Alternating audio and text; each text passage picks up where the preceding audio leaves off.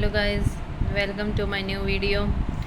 Last video में हमने discuss किया था लेबर की सेकंड स्टेज की फिजियोलॉजी में या इवेंट्स के बारे में कि कौन कौन सी इवेंट्स होती हैं जो सेकंड स्टेज में अपीयर होती हैं।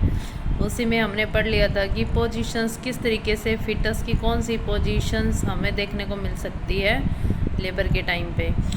आज हम देखते हैं कि मैकेनिज्म ऑफ लेबर जो भी किसका पार्ट है, एक सेकंड स्टेज का ये पार्ट होता है। यानी सेकंड स्टेज के अंदर क्या होती है, डिलीवरी होती है फिटस की। तो यानी जो मैकेनिज्म ऑफ लेबर है, लेबर की जो पूरी प्रोसेस है वो किस तरीके से होती हैं। सबसे पहले इसमें प्रोसेस होती है इंगेजमेंट की।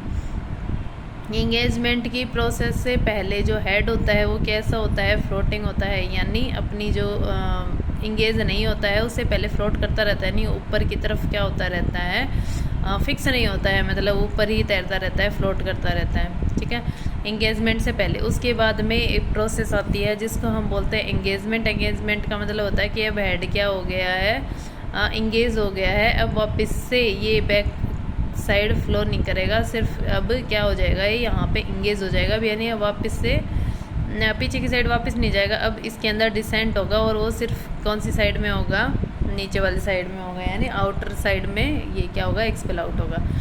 उसके साथ में एंगेजमेंट के साथ में इसके बाद में प्रोसेस होती है डिसेंट की। जो डिसेंट एक ऐसी प्रोसेस है जो लेबर की प्रोसेस में स्टार्ट से लेके एंड तक देखने को मिलती है। यानी डिसेंट की वजह से, डिसेंट का मतलब होता है कि नीचे की तरफ खिसकना। यानी बच्चा लेबर की प्रोसेस स्टार्ट होती है वहाँ से लेके लास्ट जब तक डिलीवरी होती है तब तक ही क्या शो करता है, डिसेंट शो करता है। यानी ऊपर से नीचे की तरफ क्या होता रहता है कि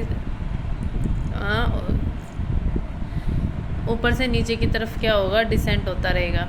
उसके बाद में आती है फ्लेक्शन। फ्लेक्शन का मतलब होता है कि जैसे ही यहाँ पे बच्चा क्या होता है, इंगेज होता है, तो यहाँ पे जो रेजिस्टेंस लगता है उसकी वजह से और ज़्यादा इसके अंदर जो हेड है वो किसकी तरफ फोल्ड हो जाता है, उसकी बॉडी की तरफ। इसको हम क्या बोलते हैं, फ्लेक्शन। यानी जो बॉडी और जो हेड का जो रिलेशन होता है, यानी हेड जितना ज़्यादा बॉडी की तरफ क्या हो, बैंड हो, उसको हम क्या बोलते हैं, फ्लेक्स्ड। यानी हेड के अंदर क्या होता है, यहाँ पे फ्लेक्शन। ये प्रोसेस होती है किसकी वजह से, ताकि जो स्पेस है वो क्या हो उसके कम हो उसके, और डिलीवरी क्या हो उसके ईजी हो उसके। जो बाई पैरामीटर डायमीटर्स हैं उनको कम करने के लिए। एंगेजमेंट, डिसेंट और फ्लेक्शन के बाद में उसमें वापस से फर्दर डिसेंट होता है। डिसेंट एक ऐसी प्रोसेस है जो क्या होती है, होल लेबर की प्रोसेस में दिखाई देती है। उसके बाद में इंटरनल रोटेशन होता है। यानी ये जो इस तरीके से डायग्राम में दिख रहा है, ये यहाँ पे कौन सा वाला पार्ट है, ओसिपिट वाला पार्ट है। तो इस ओसिपिट वाले पार्ट के अंदर क्या होता है, इंटरनल रोटेशन होता है। यानी 1/8 सर्किल इंटरनल रोटेशन होगा। यानी जो ओसिपिट वाला पार्ट है किस किस साइड मूव करेगा, जो सिम्फाइसिस प्यूबिस है उसकी साइड क्या करेगा, मूव करता है। और इसको हम क्या बोलते हैं, इंटरनल रोटेशन। यानी ये कहाँ पे हो रहा है, ये अभी जो अंदर है रिप्रोडक्टिव ऑर्गन है उनके अंदर ही हो रहा है। यानी अभी आउटर कैविटी में क्या नहीं हुआ है, एक्सपेल आउट नहीं हुआ है। यानी अंदर ही क्या हो रहा है, इसके अंदर रोटेशन हो रहा है। तो ये ओसिपिट वाला पार्ट है वो क्या करेगा, फिटल हेड क्या करेगा, रोटेट करके ओसिपिट वाला पार्ट है वो कहाँ जाएगा, जो ये सिम्फाइसिस प्यूबिस है इसके पास में आ जाएगा। उसके बाद में कंप्लीट रोटेशन होगा। यानी एकदम जो है ओसिपिट वाला पार्ट है वो कहाँ पे आ जाएगा, जो सिम्फाइसिस प्यूबिस है उसकी लाइन में आ जाएगा।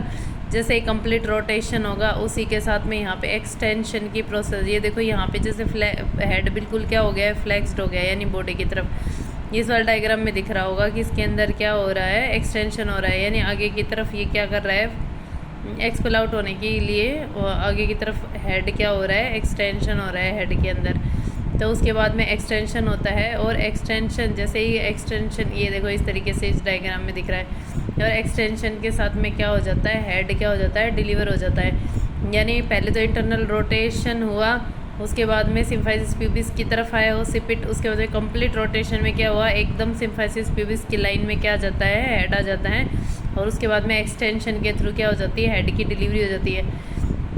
यहाँ पे बॉडी के अंदर रोटेशन नहीं होता है, सिर्फ किसके अंदर हो रहा है, हेड के अंदर। तो यहाँ पे एक ट्विस्ट आ जाता है बच्चे की नेक और हेड के बीच में, क्योंकि सिर्फ बॉडी तो वहीं की वहीं है और हेड के अंदर क्या आ गया, रोटेट हो गया। तो यहाँ पे एक ट्विस्ट देखने को मिलता है जिसको हम बोलते हैं ट्विस्टिंग ऑफ नेक। उसके बाद में जैसे ही एक्सटेंशन होता है, यानी हेड क्या हो जाता है, डिलीवर। जैसे ही हेड डिलीवर होता है वैसे ही एक प्रोसेस होती है रेस्टिट्यूशन की। रेस्टिट्यूशन का मतलब होता है कि वापस से हेड अपनी पहले वाली स्टेज में चला जाता है। यानी यहाँ पे जो रोटेशन हुआ था है ना, तो रोटेशन से पहले जिस वाली जहाँ रोटेशन से पहले जिस तरीके से हेड था उसी तरीके से वापस से क्या हो जाता है, जैसे इस डायग्राम में जो दिख रहा है ये ओसीपिट यहाँ पे है, तो इस वाले डायग्राम में भी ये रहा ओसीपिट यहाँ पे है। यानी जो इंटरनल रोटेशन से पहले